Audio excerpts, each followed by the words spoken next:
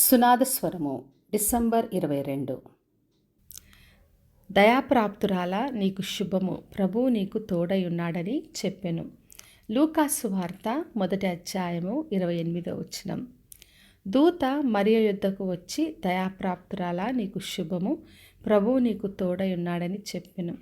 ఆ మాటలకు ఆమె బహుగా తొందరపడింది. ఈ శుభవచనం ఏంటో ఆలోచిస్తుండగా దూత, భయపడకము, దేవుని వల్ల నీవు కృప పొందితివి, నీవు కుమారునికని ఆయనకి యేసు అని పేరు పెట్టుదు అని చెప్పెను. అప్పుడు మరియ అంది, ఇది ఎలా సాధ్యము, నేను పురుషుని ఎరగని దాన్ని అన్నది. చాలాసార్లు దేవుడు మనల్ని దర్శించినప్పుడు ఎన్నో భయాలు, ఎన్నో కలవరాలు కలుగుతాయి. అందుకే భయపడొద్దు, ప్రభు నీకు తోడుగా ఉన్నాడు, నీవు దయాప్రాప్తురాలు, నీకు శుభమని దూత పలికింది. పరిశుద్ధాత్మ నీ మీదికి వచ్చును, సర్వోన్నతుని శక్తి నిన్ను కమ్ముకొను గనక పుట్టబో శిశువు పరిశుద్ధుడై దేవుని కుమారుడు అనబడినని చెప్పాను. మరి ఎలా జరుగుతుందో ప్రభు ఇక్కడ జవాబిస్తున్నాడు. అది పరిశుద్ధాత్ముని కార్యం.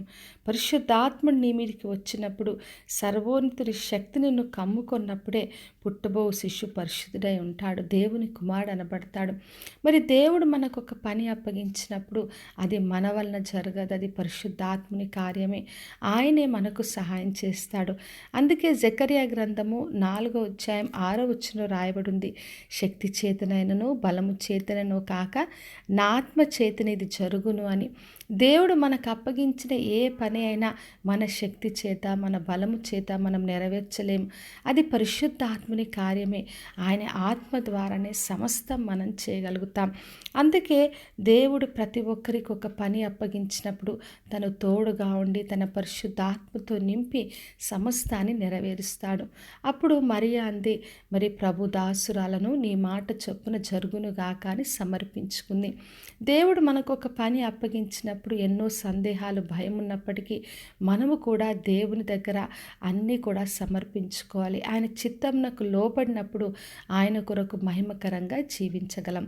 కాబట్టి నా ప్రియ సహోదరి సహోదరా, మరి దేవుని ఆత్మకార్యం మన జీవితంలో చేస్తాడు. ఆయన ఏ పని అప్పగించినా అది ఆయన తోడుగా ఉండి ఆయన కృప ద్వారా సమస్తాన్ని నెరవేరుస్తాడు. మన శక్తి చేత, మన బలం చేత కాక తన ఆత్మకార్యం జరిగిస్తాడు. కాబట్టి విశ్వాసంతో ఆయన బిడ్డలుగా సమర్పించుకొని ఆయన కొరకు మహిమకరంగా జీవిద్దాం. ప్రార్థన చేసుకుందాం. పరలోకమందున్న మా తండ్రి, మా దేవ, ఈరోజు ఇచ్చిన వాగ్దానం కొరకే వందనాలు. ప్రతి ఒక్కరిని దీవించి ఆశీర్వదించండి తండ్రి. ప్రతి ఒక్కరికి తోడుగా ఉండి ప్రభువా మీ కృపతో నింపి అందరూ కూడా మీ పని కొనసాగించగలుగుటకు మీ శక్తిని దయచేయమని యేసు నామములో అడిగి వేడుకొంచున్నాను తండ్రి, ఆమెన్. ఈ శుభవచనము వినుచున్న ప్రతి ఒక్కరి జీవితంలో నెరవేర్చబడునుగాక. నేను మీ ప్రియ సహోదరి మంజులాచరణ్.